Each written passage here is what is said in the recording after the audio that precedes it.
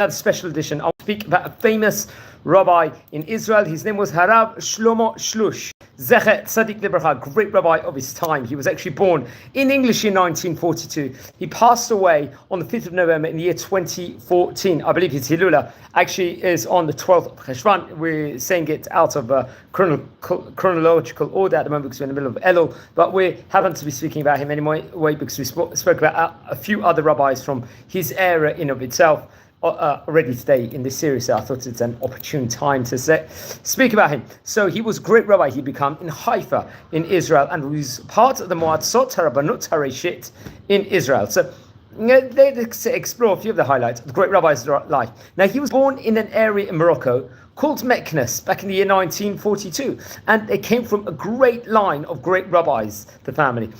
It's actually interesting. I think he was a descendant of the famous Rabbi Chaim Berdugo, another great rabbi we mentioned about on various occasions here on this series. Also, I think his rabbi was a head rabbi over there of חיפה. Also, Rabbi Yosef Mashash. He would learn in a yeshiva called Etz Chaim in Tangier under auspices of another great rabbi, Rabbi David Bar Chen. Now, that Rabbi David Bar Chen we've spoken about in great detail already inside this series over here. So he was a great rabbi, especially at that point in time. Let's just say when he was. Who was he? He was Rabbi David Bar Chen, happened to have been, I believe, a rabbi of Sderot for around nearly 40 years, and one of the great rabbis from Moroccan heritage in Eretz Israel. Now, I think it was Kamot Tammuz in the year 1963. At that point in time, he would have been about 20, 21 years of age. He would go make Aliyah to Eretz Israel with his parents. He would learn in the famous Yeshivat Hebron, which was one of the top yeshivot in Israel at that point in time. Now, it's actually interesting. After 2 years he was there, I think he had close connection with other great rabbis at that stage in time. After being in Eretz Israel already, 2 years of Torah was a premium amount. Especially from that, especially if you're comparing to the Torah of other countries in of itself. So he would, I believe, he would receive some ordination through other great rabbis, including Rabbi Yecheskel the Sarna, another rabbi we've spoken about, I believe, on various occasions before in this series. He was a Rosh Yeshiva of Hebron, a Knesset Yisrael, and part of the Mouatzot Gedolei HaTorah, and he would receive an ordination, I think, from that. Also, another great rabbi, Rabbi Moshe, Avraham Moshe Hebroni, he would actually receive a rabbinic ordination. Also, Rabbi Hebroni, also being a Rosh Yeshiva of Hebron and part of the Mouatzot Gedolei Torah. He himself, I think, was a famous rabbi, I believe, from Russia they were. So these were famous Ashkenazi rabbis, respectively. So he would receive that. I think he would actually study Isuv Heter, that part of the rabbinic cycle. And that Kamot Zayin Cheshvan in the year 1964. At that stage, he's about 22, 23 years of age. He would now receive a rabbinic ordination to Rabbi Avram Nesher, or also popularly known as Rabbi Adler.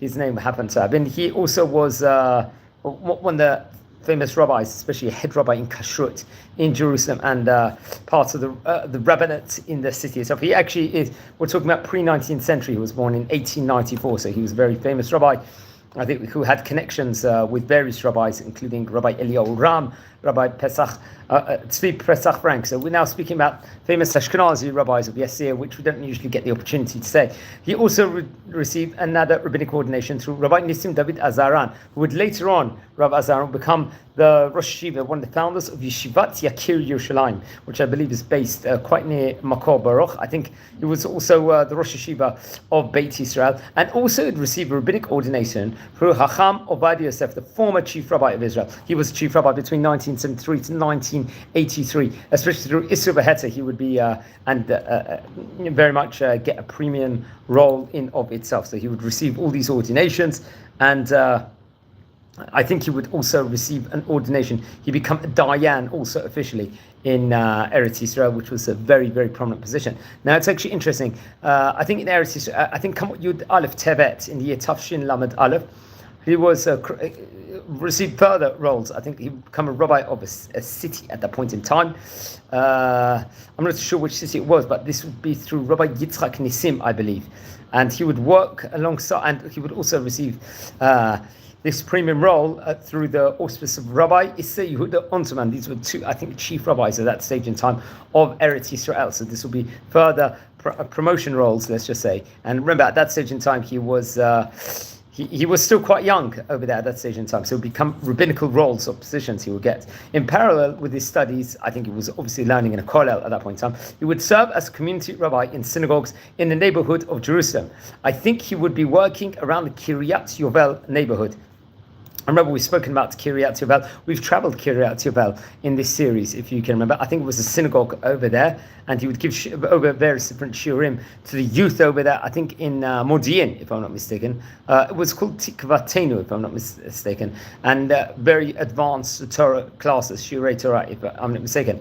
Now, I think there would be the opening of Yeshivat HaKotel. He would be let's say pointed to a position of the shamash of the Noseh V'Noten Ba'alacha he would give over there. Yeshivat Kotel. We actually, at the time of recording, just visited that yeshiva, I believe, just quite recently. I think if it's the same yeshiva Kotel, we were just there last week inside the channel, and we filmed with some rabbis over there, and it was part of a great rabbonim over there. And I think there was a kollel there, or Baruch in Jerusalem, very much so. And he would take on various different important roles, respectively, at that point in time.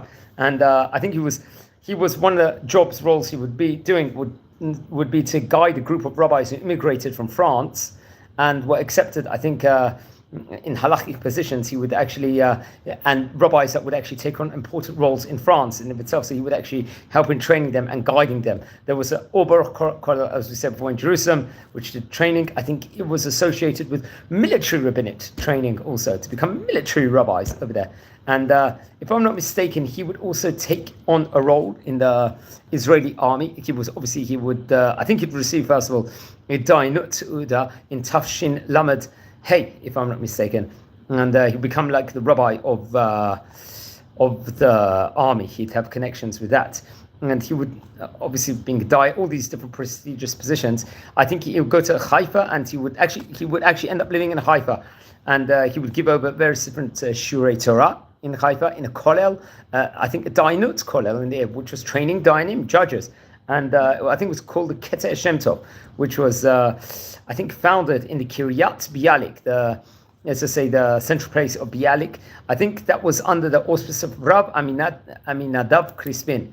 To give his full title, Rabbi Aminadav Machluf Crispin. He's another great rabbi we've spoken about on various occasions before. He was a Haredi Sephardi rabbi.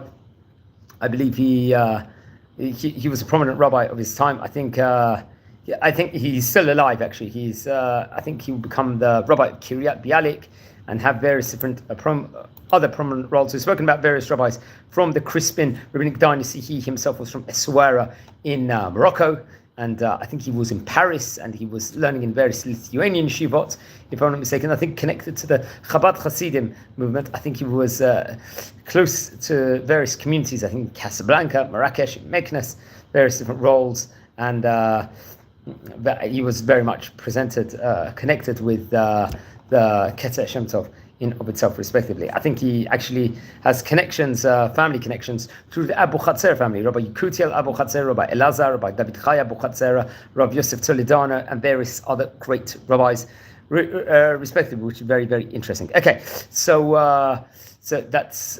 But we're just saying a word about Rabbi Aminadav Crispin over here. Let's continue speaking with regards to Rabbi Shlomo Shloush.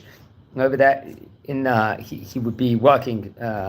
I think he'd get a position through auspice of Rabbi Eliyahu Bakshi Daron also. I think at that stage in time when he happens to have been the chief rabbi of Israel. So that is very interesting. Okay, so let's continue a bit with regards to the famous rabbi. I think it would be around the year 20. He passed away in 2014, I believe. It happened to have been, and I think he was buried, if I'm not mistaken, in Bnei Brak, in Ponevezh Yeshiva, in the burial plot over there. So that is very, very interesting. I think, yes, it's interesting. He would leave great also writings. I think his son, Rabbi Avraham Meir Shloush, if I'm not mistaken, would become appointed head of Jewish court, a dayan in Bet Din, if I'm not mistaken, Petach Tikva, and will become the Ab Bet Din over there of the Rabbanim in Haifa. He left Torah colossal works, including Mishnat Shlomo. This was divided up into 3 different sections.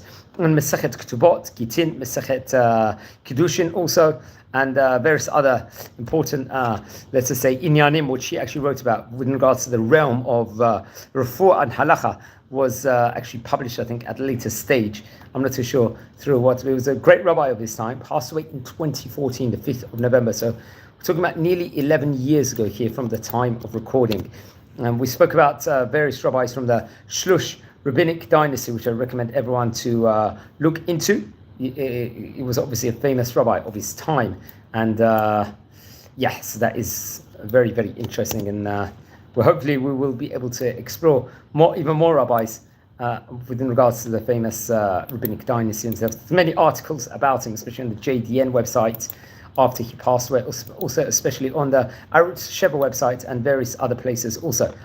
So he was, I believe there's more importance, as I think, just overall he was quite a well-known figure. I think you can actually find his books online. You could buy his books also, if I'm mistaken. There's articles, especially on the Surugim website, because obviously he was very connected, not just to the Haredi community, but also to the Dati Lomi community, just by looking at the various positions he took on, the various different rabbinate positions he had all throughout, especially Kikar Shabbat, also relate within regards to it. So yes, that is very, very interesting.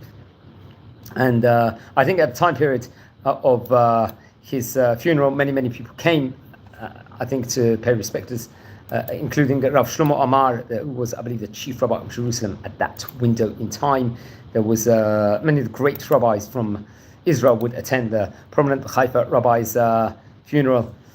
And it was also Rabbi Eliyahu Bakshi Daron, Rav David Lau, who I believe was a chief rabbi at that point in time, the mayor of the place, Yonah Yahav, there was Shas chairman, the head of Shas, Rabbi Aryeh Deri, would be giving eulogies. I believe also the chief rabbi at that point in time, the Rishon LeZion Rabbi Yitzchak Yosef, also would give eulogy, and many thousands of people came to his funeral in Bnei Brak.